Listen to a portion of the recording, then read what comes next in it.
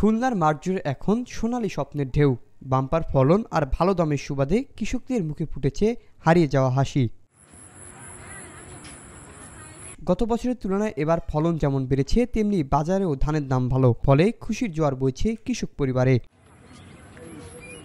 অসময়ে আউশ চাষ করে সফল হওয়ায় তারা এখন আরও বেশি জমিতে আউশ চাষে আগ্রহী হয়ে উঠেছে।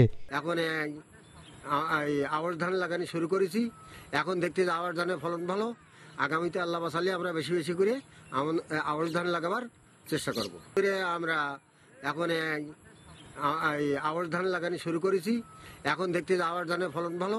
আগামীতে আল্লাহ বাসালে আমরা বেশি বেশি করে আউশ ধান লাগাবার চেষ্টা করব। এছাড়াও খাদ্য নিরাপত্তা নিশ্চিত করতে একই জমিতে পর্যায়ক্রমে 3 ধরনের ধান চাষের জন্য উদ্যোগ নেওয়া হয়েছে। আউশ কাটার পর আমন, এরপর বোরো ধান। ফলে সারা বছর জুড়ে ধান চাষের মাধ্যমে উৎপাদন বহুগুণে বাড়বে।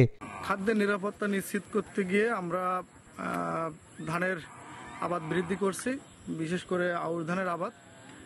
এই জমিতে আমরা এখন 3টে ফসল নেব।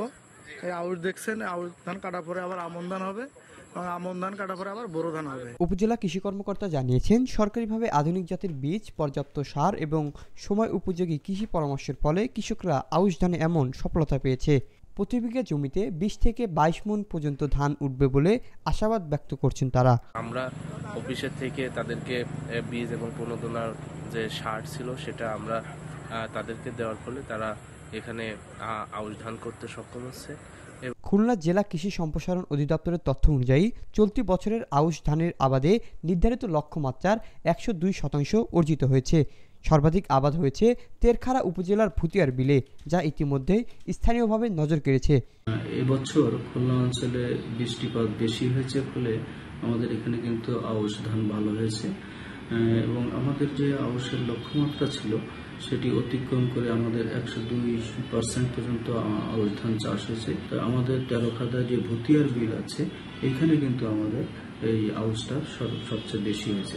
এবার খুলনা জেলায় মোট 3509 হেক্টর জমিতে আউশ ধান আবাদ হয়েছে, যা গত বছরের তুলনায় উল্লেখযোগ্য হারে বেশি।